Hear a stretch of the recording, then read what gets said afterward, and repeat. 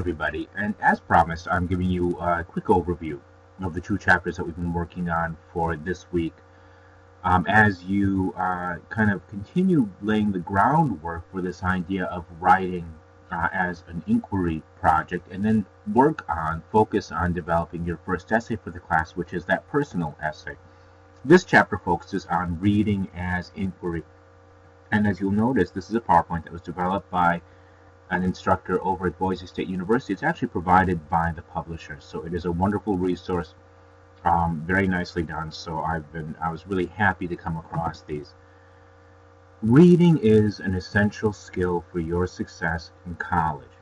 Okay, what we're going to do in this chapter, what we've been doing this week with this second chapter, is focus on examining where you are at with your reading, ideas you have about reading, and then apply some of the stuff we've already looked at in terms of writing as inquiry to looking at how we read. In other words, understanding the importance of purpose for reading, or reading in context, or the rhetorical situation that surrounds reading. Also to look specifically at a few look specifically at types of reading, because there are different types of reading. You read differently in different situations, and then begin to understand some of the conventions of the kind of reading you're going to be doing in university. And I'll walk through this very briefly, because my goal is only to sum up this. The stuff of this is in your text, and I want you to read that carefully. We start off with that section on beliefs about reading. The first goal asks you to think about your existing beliefs about reading, and you've been working on that. You're posting it. Today's Thursday as I record this, so you're posting it tonight or crack it on tomorrow on the discussion board appropriate to this. You've been reading all your life, which means chances are you already have a sense of how to read, the purpose of reading, what use reading is. You need to pull back and look at these critically. And this is what these first few exercises have you do, is ask yourself, what habits have I developed about reading? What are my ideas about reading? One mistake we make, for example, is we believe reading is easy-ish, because we've been doing it all our lives. And we read a novel, we read a comic book, we read a magazine article, we read texts, we read web pages, and we see that as being more or less the same as any reading we're going to do anywhere. When in fact, reading academic essays, reading difficult pieces of writing, reading for different purposes will actually be different from the kind of casual reading we often do in our lives. One major obstacle to reading is this idea that the meaning of the text is in the words itself, just buried in that text. And so your goal in reading is to dig things out of what's written there. What you need to keep in mind is that reading is as much about you as it is about the text. It is your interaction with that text, which is why a lot of the things like the double entry journal that you've been developing, a lot of these things are aimed at getting us to read reflectively, being aware of what we bring to the text, being aware of what we need from the text, what we're using it for, and using that to guide our reading. And also, of course, we do look at the text itself and try to understand what the author is trying to say. But it's not as simple as the text exists and we're just digging in to get meaning out of it. Purposes for reading are essential to understand as you embark on any specific kind of reading. Here we're focusing on the purposes of academic reading, but there are purposes for any kind of reading you do. There's some reading you do for entertainment. There's some reading you do just to communicate. For example, when you read an email or a text. Academic reading is specific, and we're looking at those four broad categories of what we do in academic writing and reading: exploring, explaining, evaluating, reflecting. And the slide I'm not going to read this line to you because it summarizes specific questions from these very well. But think about this. If you are digging into a text, what do you want to get out of it? What is your reason for coming to it? This will feed the sorts of questions you ask of that text when you read it. And the slide outlines those questions for you. But be conscious of that. When you have a specific purpose, you need to ask specific questions of the text. Reading situations also reflect the kinds of rhetorical choices we talked about in the presentation on writing. So be aware, of the situation in which you're reading and the choices that that will imply about how you approach that text.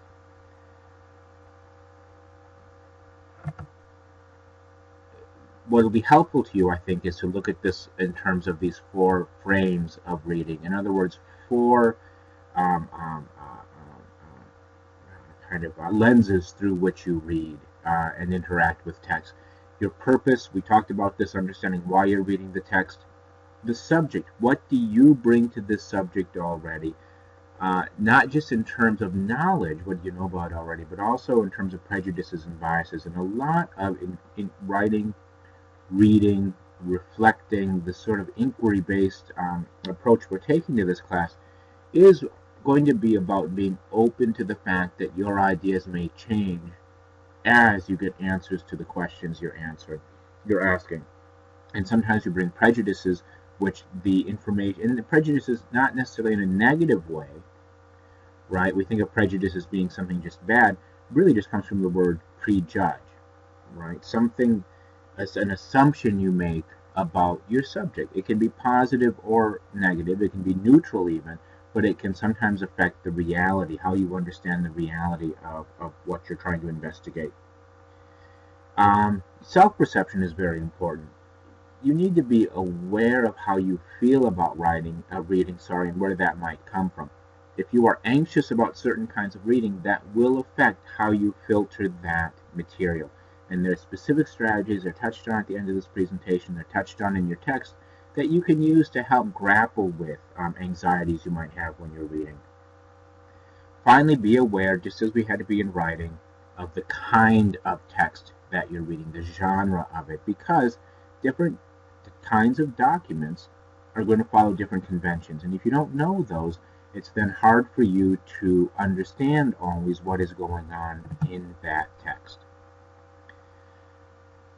We talk about writing as a process. Now we're going to look at the process through which we follow when we're reading as a way of preparing ourselves to write.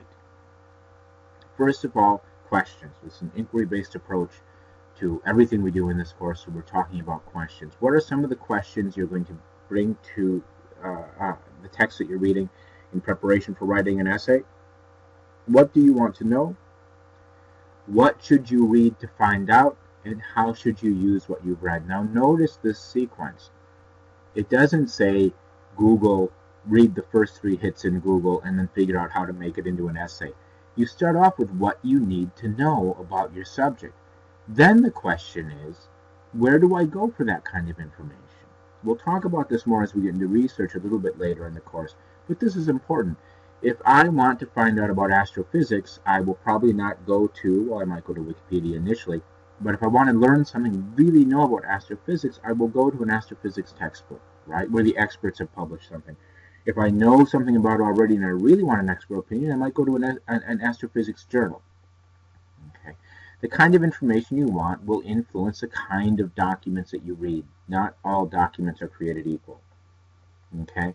Then after you've gone through and read, evaluated, decided what's useful to you, you have to think about how it's going to serve your own writing. This is a beautiful slide, and I'm not going to spend a lot of time going through every one of these. These are called reading behaviors. They're covered in your text, but these are very, very useful strategies when you are grappling with a piece of writing. And a lot of what they do is they help you to focus as you're reading, highlighting, underlining, making notes in the margins, doing the double entry journal, all this sort of stuff. It gets you thinking carefully about the text. The last thing you want to do when you're reading a difficult text, reading something for something you're writing, or reading a chapter that you have to digest for a class, is to go into a sort of passive reading mode like you would be in if you're reading a novel, you're reading a magazine, just sort of letting the stuff flow over you. You need to really make sure you understand everything as you read it. These strategies all help you do that. I love this line, having a dialogue with what you read. Everything we just saw is sort of about having a dialogue with what you read. The double entry journal is a specific tool used to engage in a conversation with reading. And we've been working on this week already. basically what it asks you to do is both summarize and generate ideas as you are reading. And here's an example. You make notes in one column, and in the other column you sort of explore, you respond to what you've been reading. Okay, this is it. Wrestling with academic discourse. These are tips for reading these difficult documents that you'll be coming across. Maybe not as much in this class, although your textbook might be heavy going sometimes compared to other things you've read, but especially in future classes. This is what academic articles look like. Okay, they have a beginning and a middle and an end, as you would expect. The beginning typically lays everything out. Here's the problem we're going to be covering here.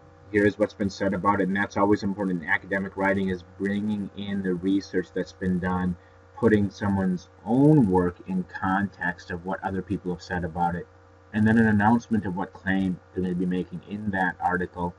The middle will lay out how we're going to argue this. Here's how I'm going to prove my hypothesis, or here's how this hypothesis should be proven.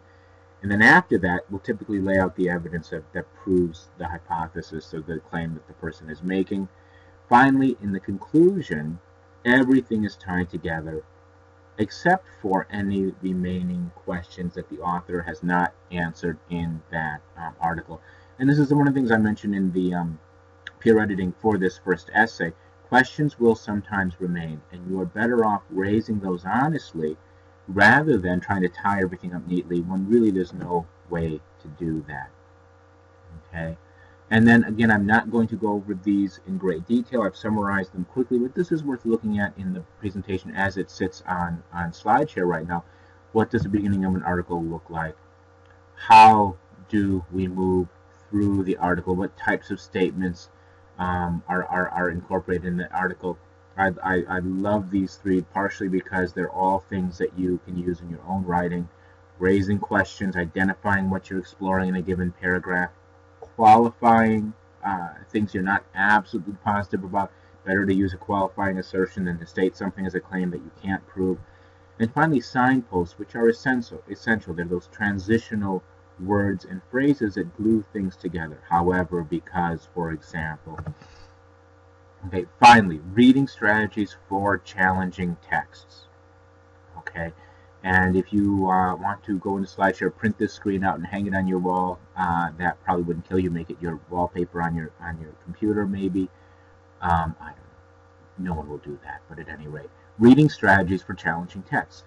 First of all, be clear again what your goal is in reading a text. Is it to get the meaning out? Is it to understand it? Is it to critically assess it? Is it to use specific information from it? Know what you're doing before you dive in. Use your questions to drive the process, and the questions should really have been derived, at least some of them, at the very beginning of the writing process, even before you decided what to read. These are the things I need to know. Bringing that to the text, this is what I'm looking for in this text. Be aware of the rhetorical context of it. What kind of document is it? What was the purpose for the authors writing it? Who was the original audience of it? And bear that in mind as you read. Understand, as we've said, reading is a process. There are many different things you can do to interact with the text. Write as you read. Make notes. Summarize. That 2-column journal, double entry journal, is a great tool. And finally, understand those features of academic discourse. And I would say, if you take academic out of there, understand whatever genre you're reading. Okay, become familiar with it and know what to expect as you dive into it. Okay, and that is everything. So I'm going to hit stop recording here, which is flash up on my screen. Again, review this, listen to it carefully, look at the SlideShare version of this, which doesn't have me yakety-yakking on it, and review the text. The goal of this is really to summarize the main ideas in that textbook.